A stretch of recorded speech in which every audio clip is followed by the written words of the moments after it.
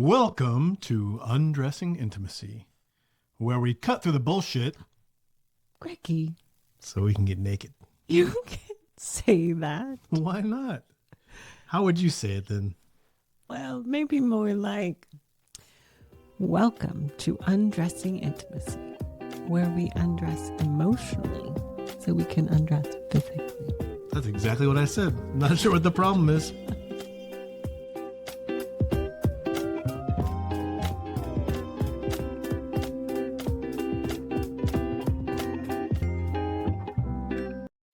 Welcome to episode number 88. 88. We're thankful for everyone that's here. Hey, we're so excited today to be able to have a guest with us that has gone through a journey, and we've been able to be part of that. There's a few things that have happened most recently that made me stop and pause about these things. One, while I was out in Whidbey Island moving my daughter out there, I got a frantic call from a friend back here in Texas, and we realized that our good friend that was our horse trainer had suddenly passed away. Very suddenly. So that really hit home of like life and what it meant to us. And I know that it's not close to us, but I woke up this morning to the news that Kyle Busch, the NASCAR driver, actually had passed away at 41 this morning too. And it was some of those shockers that kind of make you pause and think about life and what you're doing. With those sad moments, there was this very happy moment that happened last night on our group coaching call where a couple that we'd been working with for a very long time had this major breakthrough. And I think the wife was like a 12-year-old giddy girl almost, right? And so excited. And she was going through the excitement that it had and how they marked the calendar the day it happened, March 8th. And they were going to be celebrating. Oh, sorry. Why am I stuck in March? I don't know. May 8th. And they were going to be celebrating May 8th for the rest of their lives because it was their new marriage and they had this major breakthrough. It was the day she discovered desire. Yep. And with those, it remind us that sometimes we need to give everyone in the audience a perspective of the work that we do and how impactful it can be in our lives and what it can really do to change our lives. And I hope it never gets normal for us, Amy Lou, that we see this because it's miraculous and it's the blessing that we have of being in this position. I hope it doesn't get normal, but it is exciting to go back and think about that. And so today we have one of those people that have been through that journey and would love to chat with you all about it on the podcast today. Yes, so grateful to have Jared, who's been through some private coaching with us. A lot he's done on his own, some he's done with his wife, and also went through some group coaching with me in a men's group. And so he's kind of had a few different experiences, and I'm really excited to have him introduce himself and tell him a little bit about yourself. So go ahead, Jared. Sure, yeah. My name's Jared. I'm a father of, married 22 years, father of 5. Our first 4 came in pairs. Our oldest 2 are 20. And our second 2 are 14. We had 2 sets of boy-girl twins, and then we have a little caboose who's 11. So our 20-year-olds have been out of the house for a couple of years now, and we're about to re-enter the high school phase, which we're looking forward to. Those are great years having kids in high school. And so I guess as far as our relationship, my wife and I, we met in college and just became best friends. And that was the basis of our relationship, was being best friends. And we've always worked really well together and always been a great team together. Parenting has gone well. We approach things differently, but still feel like we're going the same direction, I think, parenting. And so over the years, we've had some differences in desire levels, differences in that the physical intimacy side of our relationship. And so I've looked for different solutions over the years. It was, a couple of years ago, maybe a year and a half, 2 years ago, that first met with Amy, and then also have met with Greg a few times over that time period as well. Tell me you talked a little bit about desire differences, but overall you had a great relationship with your wife. What prompted you to come to coaching, or what were you looking to help find support in coaching? So one of the things that was part of our relationship that I had brought into the relationship was use of pornography. And that was prior to and then started up again during the relationship. And it came up a couple different times during the relationship. And it wasn't just the pornography, I was hiding it, that created issues with our relationship.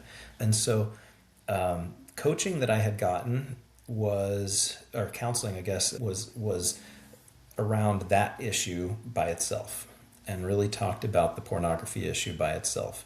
So that was a big piece of what we had talked about.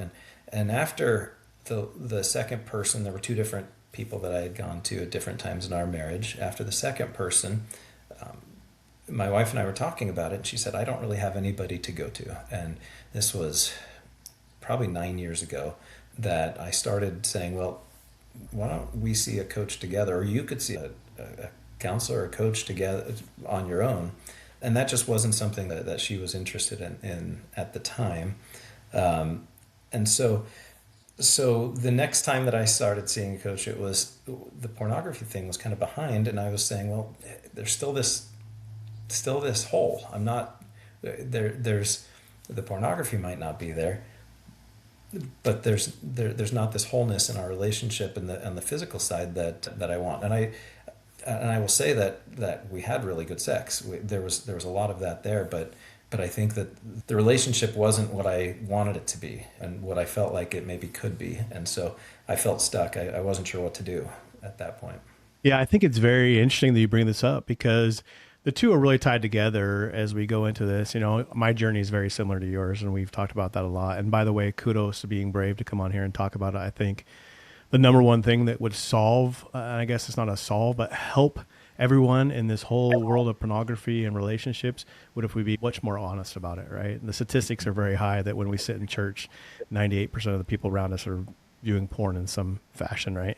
And that's not to justify it, but that's just to show that we're so quiet about it and we never talk about it. And so, one, thank you so much for being willing to be brave and open. I know it took a lot for me to get to that point, but once I did, I'm like, I'm never going to shut up about it because we need to talk more about this. And so thank you. But you talked about how the two are inseparable, right? There really is what's going on in your life through pornography, but it really just is a reflection on what you're trying to get out of your sexual intimate life. Can you talk about that? What were you looking for?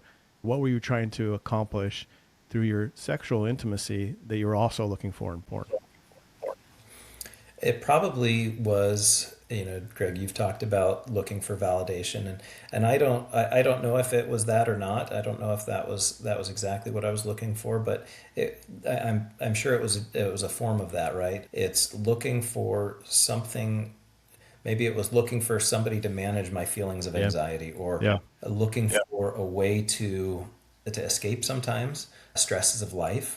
And I think that a lot of what attracts you in the pornography is the availability. It's that feeling of, the counterfeit, the feeling of desire that you put yourself into that recipient of position of. And I think that really is attractive to men in particular, but also to women who are viewing pornography, right? Over the years, I've been in groups that both men and women have had that struggle. It's looking for something that is trying to fill you up, I guess. Yep. And not getting it. Yeah, that is exactly right. I just had 2 back-to-back coachings with men that we on this very topic, and you just nailed it on the head there, that we're not processing through our emotions and understanding what they are and taking care of that, whether that's anxiety, that's loneliness, that's boredom, you name it, you find it, you can't process through it, you look for a way to help you. And if you're not doing it through viewing porn, oftentimes you're doing it, they're trying to extract it from your spouse through that sexual intimacy that you're looking for. And it really is going back and helping us understand that we're not processing through our emotions, because as guys, we don't talk about it, right? We think we have 3 of them to start with: hungry, tired, horny. And Amy says horny is not an emotion, but I argue with her that it is. We don't really talk about it. So I think that is really key. Yes. I'm curious if we can talk a little bit about some of the coaching we did together. I remember you and your wife being in sort of this pattern where you want to be desired, right? And you were very specific, maybe a lot of times, about what you desired. And so you would place that desire out there. She would say no, you would get hurt and pull away. And then she would come and try and soothe you, but then it wasn't really soothing. And so you were kind of in this pattern of chasing each other. Tell me what helped you Or tell me what you learned through that pattern and what kind of helped you make some changes or shifts in it.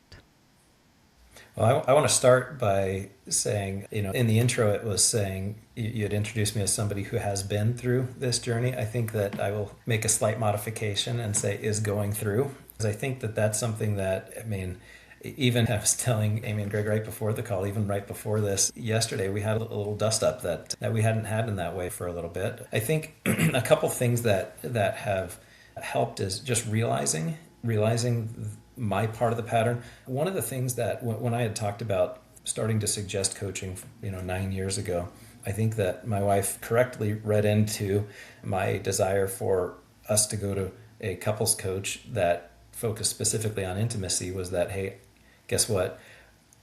We're going to get her to come to my side, and it's going to be awesome. And I know that Greg says that it's that the difference is where the intimacy is. I still would love to experience where, maybe a day or two where we're at the same. That would be fun.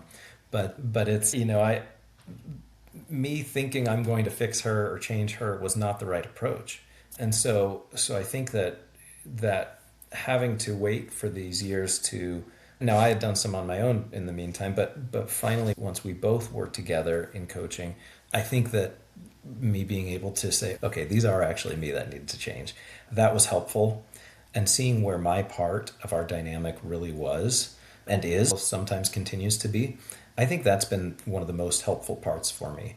Being able to be really honest with myself of what can I actually change instead of trying to point the finger and say, she needs to change these things. I think that's been one of the most important things for me, at least.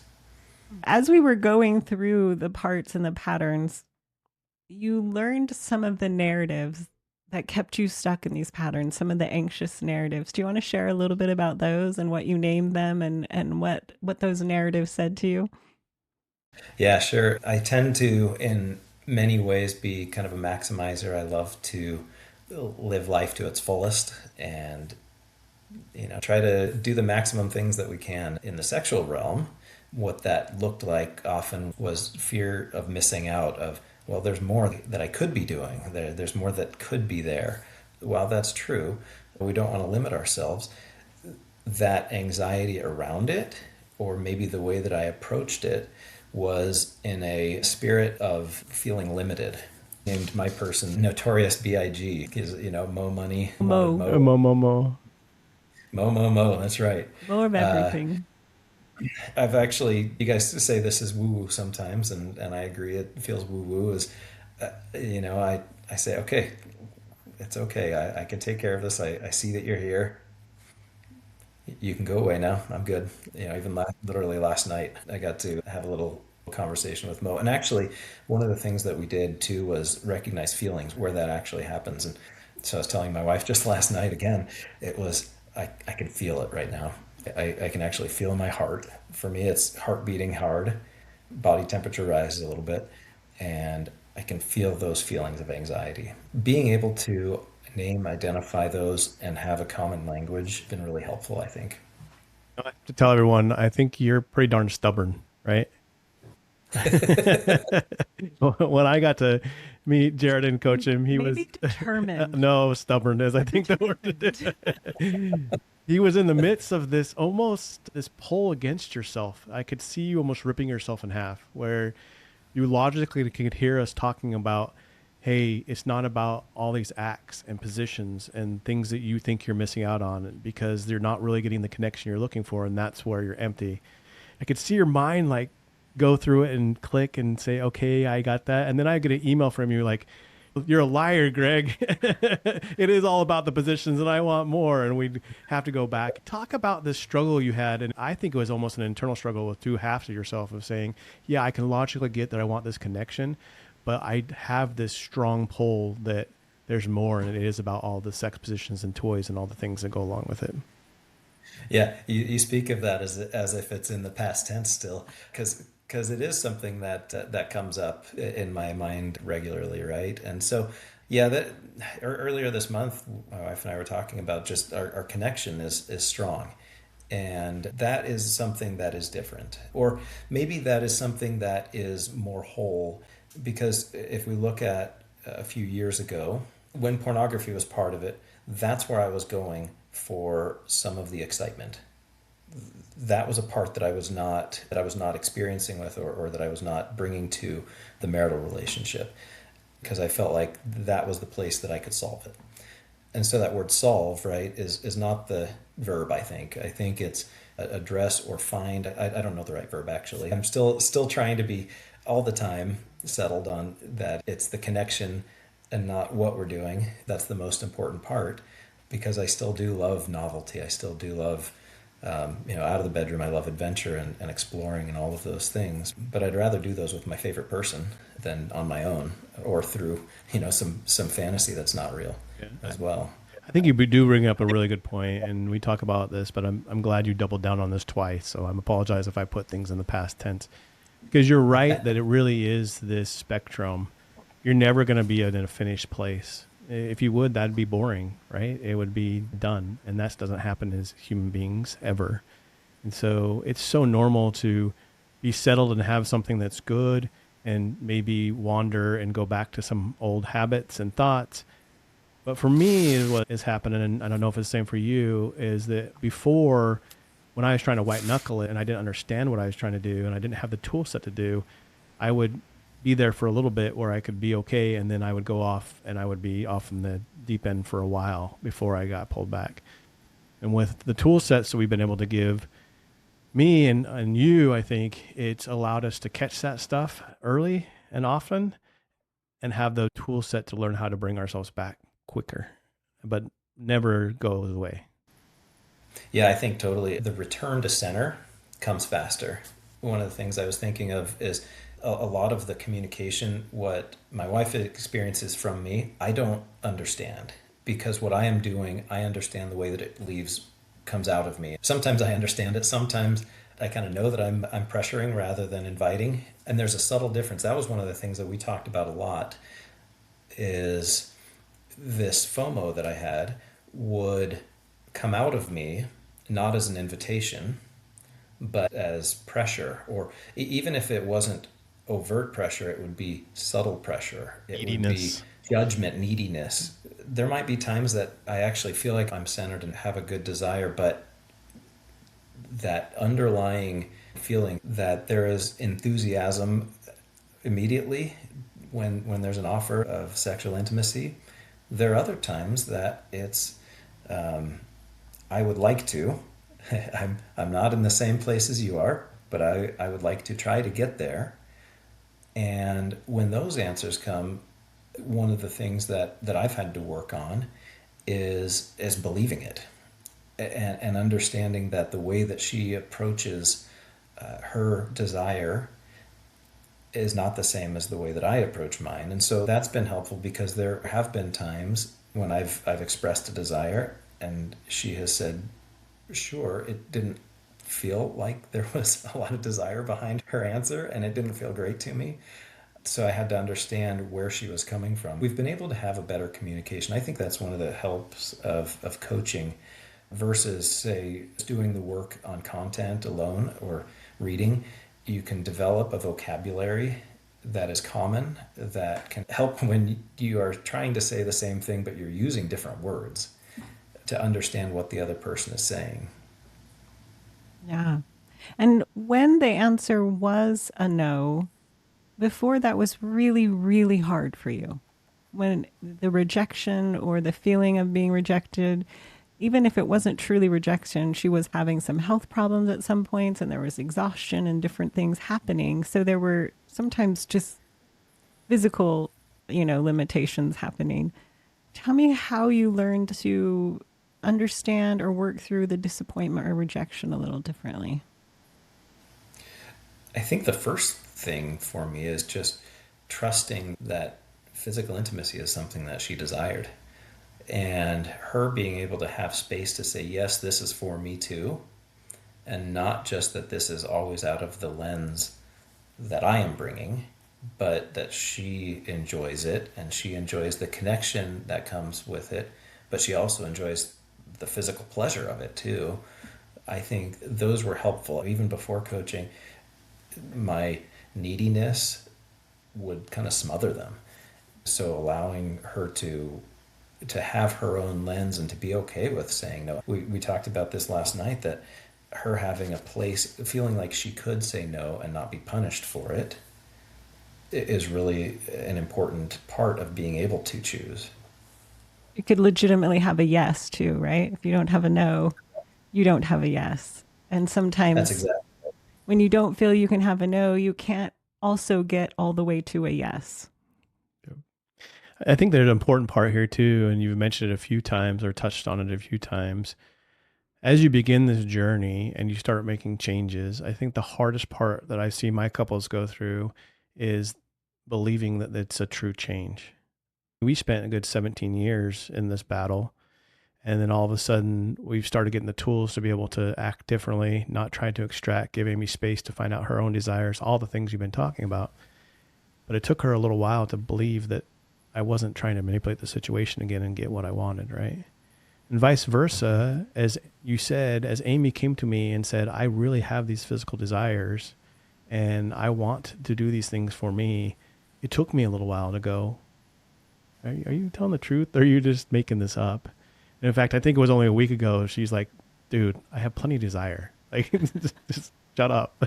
But she was able to say that because I'd given her that space. But why I'm saying that is, as you go through the journey is one of the important parts. And I think this is maybe where we used to stop before we had coaching in our life to push us through, was we get to this point of like, oh, I'm not sure I believe. And I would land back on my old history patterns to try to prove that she hadn't changed. And she'd land back on her old patterns to prove that I hadn't changed. We're back in the same place. But with a good coach, we were able to look at these things and have them question, and they, push on those to give us enough space and time to start trusting and believing each other that this was true. Yeah, what you just said of falling back into the old patterns, yesterday I'm mowing the lawn, stewing, and I can just feel the old patterns coming back up, Mo screaming in your right? ear as Yeah, you oh yeah, mowed. that's right. Um, and so, something that our marriage and our sex life has been good for a long time. We're not coming from a sexless marriage. We're not coming from a place where it wasn't happening. I mean, it was regular. But I think what I was desiring is a peace around it between us, because it had always been something that was, this is great. The way we parent is great. The way we do work around the house is great. We love to have date night. We do that regularly. All of these connections were great. And then there's our physical intimacy where Jared's unsettled, where when she would look at her own experience, she says, it's good.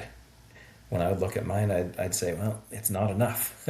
I don't I don't know our frequency is more or less or what it's been, but there's a more settled nature to it that's different than it has been in the past. And I think thinking about before coaching, after coaching, it's given us the tools so that when Mo is accompanying me on the lawnmower and when he's around, I can recognize it and hopefully get away from that quicker. Like yesterday, it took me a little bit longer. We do get back to centered and back to each other in a faster time frame than we used to. There's something there that you said that I think is so interesting, and I've been trying to explain this to my male counterparts as I coach them. It's a difficult thing because it doesn't make common sense, or it doesn't seem logical. There's a moment in this battle that we do. We're trying to get more, and we have greater desires, and we want more connection with our spouses, and our sex life isn't quite what it is. There's a point when I keep coaching that I see my male counterparts finally get to a point where they surrender. And not in a weakness point, but a point of strength that says, I love my wife just the way she is. And if my sex life never changes, I'm going to continue to love her in this way. And the crazy part about this is when we do it with real intent, not because we're trying to manipulate the situation, because I tried that a few times, it didn't work. And I'm sure you did too, Jared. But when we do it with real intent of being, I'm going to be content with what I have, for some reason that lights a fire on the other side of the dashboard there. All the things that you had hoped and were waiting for start changing.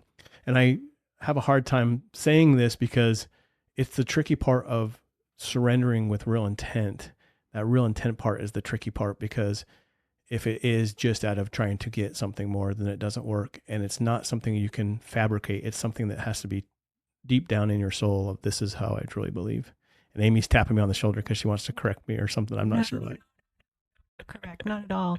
I think just saying on the receiving end, that's when the meaning of intimacy really shifts, and the feeling or the energy of it, the sign of like what you can't actually pinpoint because maybe it's not specifically in a word or in a specific action, is this person wants me, not just sex, but me. And that engagement with me through sexuality is meaningful because it's me. And for a responsive desire, that sort of just like the context of that is so powerful, right? That's what really, I think, creates a lot of my responsive desire spouses are always talking about safety and trust. And not that any of these men are unsafe, which I know is hard language, but it really is wanting what you have and being wanted that kind of opens up that space for freedom for responsive. It's so like emotionally or energetically, like it's in the air. It's not, it's just there or it's not. Yeah. I think, Jared, we went around a couple rounds on that topic, right? And you would feel yourself getting ready to maybe surrender and give in. And then the logical side of your brain would fight back and say, well, that's not right. That means I'm losing. And then we'd go back through this pattern. Do you want to talk about the pattern you did? And again, you haven't arrived. I won't say that, but where you're at today. I feel like you guys have mentioned a couple of our conversations in the podcasts too. Yeah. We have. I've not specifically, and to be clear, total anonymity and all of that, but I can hear the conversations that we're having in the next podcast. Yeah. Last fall it was this context, right? And talking about everything needs to be in context. And I got kind of pissed about this. I was like, well, why does it always have to be out of the female side? Like, I feel like I have to do all the changing. It kind of threw me for a little bit. And you guys got my thoughts on this later on after I had been stewing on it for a few weeks. Which we love, by the way. Send your comments. We love them, whether they're angry, happy, frustrated, send them. Okay, keep going. Yeah, you were so happy to get them. You said that because that's really where when we are honest about the way that we feel, that allows for that growth. That the progress is made. Yep. And so my poor wife, because I was mad at that everything had to be through the female lens, and she would say, well, that wasn't my words. I wasn't saying any of this. I think that, again, just what it does is it allows me to, and this again is the difference between doing the reading, doing the listening, and I think actually having conversations with Greg and Amy to challenge your own perspective, because I get stuck. Greg says I'm stubborn. I think I'm just really good at seeing my vantage point. I'm really, really good at that. That's a good way to say it. Not so good. Yeah, right. And so having others be able to reflect back what you're saying is eye-opening sometimes, and you kind of have to eat a piece of humble pie sometimes. That, oh man, I guess it's not just my wife that's saying the way that I'm coming across. It's a neutral third party who somehow are not neutral. They always favored her vantage point. I don't know, but that's what I felt. Dude, I wanted to be on your side. I so wanted to be on your side. You just didn't make it easy. Right? It's just been helpful to me to have second vantage point. And I'd say, having check-ins every few months has also been helpful, even as I've felt like my ups and downs have gotten maybe less frequent and less severe. It's still good to have the check-ins of how am I doing? Came across a certain situation. Here's how I handled it. How could I have handled it better? Those have been really good too, even as I've felt more settled in our physical relationship. I so appreciate too your willingness to be honest and to share and to approach this. I think like we were talking about before the call, men don't talk about their relationships a lot, and they don't often have a place to, maybe sometimes in protection of their wife, which I understand, or, out of privacy, which again, I understand.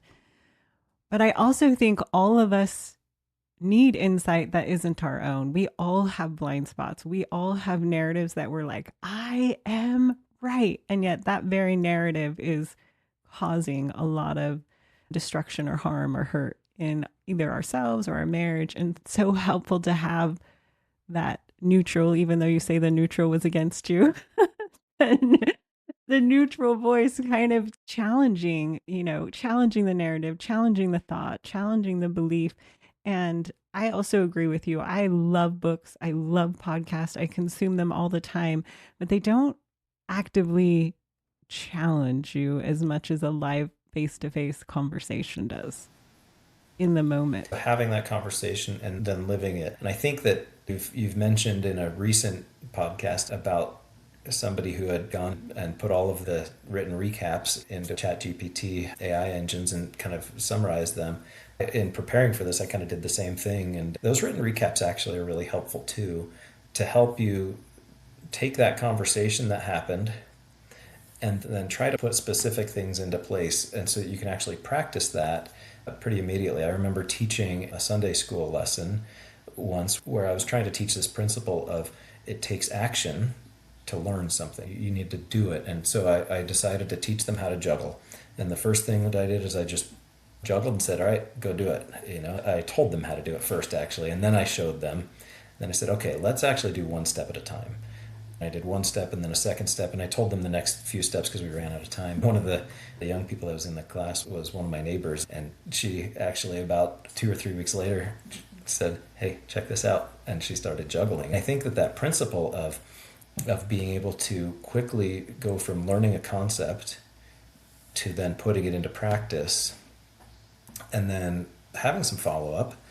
If there's some course corrections from that, you can have that, but then learning the next principle and building on that, I think that's really helpful. You get that through personal, you also get that through group coaching, seeing what other people are doing as well.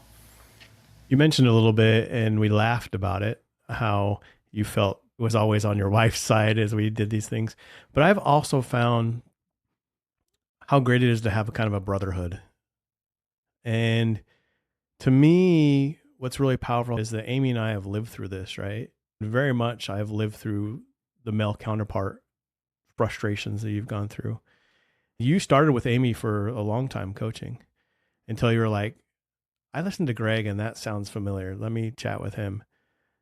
How did it help to have that sense of brotherhood or sense of someone that sat in your seat and experienced it and could empathize, really, because had been there, not in the exact way, but in a very similar way with you? Yeah, that came, I think you had joined a group session once and we were talking about defensiveness, and I was hearing that thinking, oh, that's me. That's 100% me. How do I handle that? So we started with Amy specifically because we were doing the couples, and that's who my wife was more comfortable with. And I think that she felt more comfortable with somebody that had the responsive desire, could really empathize more with her. And so that's where we started, through podcast, through group, I think you joined us once on a couples coach and call as well. Our minds think alike. When you say that you can turn just about anything sex joke or yep, me too. So having that brotherhood, what you're talking about, really is true. Being able to sit with another man or group of men that have similar life experiences or have felt similarly in their relationships and are at varying parts of the journey. Sometimes you can, in a group setting, you can hear somebody say something and you say, I've been through that, and that's something that I've gotten better about. Or you can say, I'm experiencing that thing that you're talking about, having gotten that win. How did you do it? And I think both of those are very healthy and helpful things. I mean, just literally this morning I was out on a run and talking about this, that there just isn't a place for us men to talk about our relationships. And like you said, for reasons of privacy, a lot of the times our friends know our spouses. And so, talking about our sexual relationship with somebody who knows both sides of the party can feel awkward sometimes. But so having a place to do it is really, really helpful. Yeah, I think also, just the culture that we were raised in and the expectations that were put on us as the man of the house, and we're here to protect and to provide, really limits us in wanting to search out and even like, recognize that we have emotions and struggles, because when we do, that's kind of admitting that we've failed. I've had these two ahas, not close back to back, but took me a little while that, as we watch our wives, their lives are so tied up in raising children, and their worth becomes part of that, taking care of the household and raising children. So if they ever have to raise their hand and say, one, I don't like this, or it's too much for me, they're automatically saying, I'm not worth something, right? And that's a really problem that we have to address. And I've found on the male side, it really is the side of providing a protection. And if we ever say that we don't have that our worth is tied directly to that. I was just laughing because we were in a podcast the other day, and Amy mentioned when we first got married, we were talking about the plunger incident where we got into our biggest fight. And she said something like, yeah, we were broke. And I got mad. Like those feelings came back up into me. Like, we were never broke. We always knew what we were going to eat, right? And it was that tied to my worth being based on protection and providing. And to me, that's the core issue of why we don't talk about it as men as much as we should. And yes, we want to keep it private. We don't want to hurt our wives, but we don't do that. I think too that there's a phrase that a lot of us grow up with, which is the happy wife, happy life phrase, that I have come to make a personal vendetta to erase out of our vocabulary. I'm with you on that one. I don't think that helps anyone. And it's not that I don't want my wife to be happy. It's not that at all. It's that I am not responsible. Yeah, you don't own it. And I don't. That's what it is. Thank you. That I don't own it. And I think that in a similar way to what you were talking about with women, if our wives are not happy, that diminishes my self-worth, and I think that's not helpful for the relationship. You want to be a whole person within the relationship, and I want to choose to do things that maybe create the conditions that my wife can be happy, and I want to choose that. And so, I mean, getting back to that feeling of choice that we talked about earlier, that my wife now gets to have more ownership of on the physical sexual realm, it's the same thing, but on maybe a different side of the coin there. And I remember with you, Jared, we talked about agency between you and your wife, but you also, in coaching, I saw you shift from a really high level of perfectionism to more agency to create, to learn, to try, to not have to be constantly measuring. Do you want to speak to that at all? So yeah, numbers are my love language, and so if we can put numbers to something, and even better, put it in a spreadsheet, that'll just make my life better, right? That is so you. So that is so me. When we go on vacations, I mean, I put our schedule into a spreadsheet. I don't know. But yeah, the measurement thing, trying to live up to a perceived ideal, and sometimes put a number to it, sometimes not, but living up to a perceived ideal. I think, as I think about the way I grew up, I grew up in a family of very high achievers, and that is a blessing to want to achieve, right? The weakness of that blessing is that you then apply that to everything in your life. And so being able to just sit and appreciate and enjoy is something that sometimes is harder. And so if you take that into the sexual intimacy side, being able to sit and appreciate and enjoy what is currently happening, what is currently being created, without the feelings of, but what's next? Is this ever going to happen? Yep. Or is that ever going to happen? That's something that is still something that we talk about in our relationship, is when those feelings come up, because they do. But being able to recognize that that's a tendency, and know how to, or be coached to really sit and understand what I'm feeling during the moments helps to address it. Yeah, absolutely. We could spend all day talking about this probably, and I can't believe 46 minutes and 53 seconds have gone by, but they have, and we got to wrap this thing up. We so much appreciate you being on and the conversation. It's a blessing to see, but it's also just so fun to be able to talk about and see the progress, and then remind myself of where I've Ben and the struggles that are with this. So thank you so much for coming on. We are so excited here because we see this happening day in and day out, and we want it to happen to more of you. We want to be able to see you go through this journey. But we know that a lot of you have different ways that you can engage with us, and some can engage with us in private coaching, and some can't afford that and potentially can engage us in group coaching. But we also want to make sure that everyone had the capability of understanding this. And so we have a new way of engaging with us. We put together an interactive worksheet, which I think is actually fantastic, but I'm the one that put it together. So I'm looking for feedback on it too. That talks about all the things we talked about today, really this difference between men's and women's desire levels and how this plays in a marriage.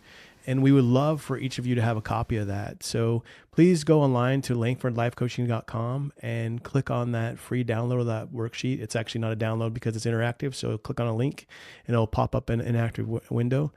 But we would love to have everyone out there listening be able to engage. And that's what we desire, because the true blessing for us, and Amy can pipe in here because I'm talking a lot about this, but the true blessing for us is watching the Jareds of the world and see them going through that journey and appreciating where they've come from, and a reminder of where we're at in our own marriage. And getting the emails and the updates, like, it worked, it was great, we had an amazing moment, or to see the little light come back in their eyes. Or in couples coaching, when they usually start out, they're looking straight ahead, they never look at each other, and then you start to see more sideward glances, or you start to see them get a little closer. Like, those are the things that I love, when you watch that marriage become the place for both people that they really enjoy and want to be. And again, this isn't about perfection. Yes, we fall. Yes, we have blind spots, but it is knowing that you can work your way out of those, and that there's still connection and goodness through the difficulties and the challenges. Thank you so much, Jared. We Yes. really appreciate it. Thank you. Thank you. And until next time, Keep undressing your intimacy. bye-bye.